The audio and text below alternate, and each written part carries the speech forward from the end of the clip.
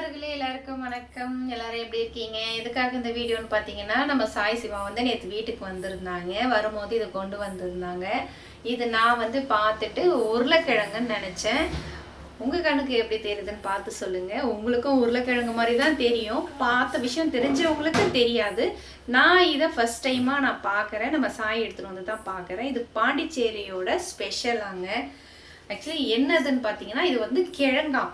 அதாவது நம்ம சக்கரவள்ளி மரவள்ளி கிழங்கு இருக்குது இல்லையா, அது மாதிரி வந்து இந்த சாப்பிட்ற கிழங்குன்னு சொல்லி கொடுத்தாங்க குழந்தைங்களுக்கு கொடுக்க சொல்லி. நான் இன்னும் சாப்பிடல.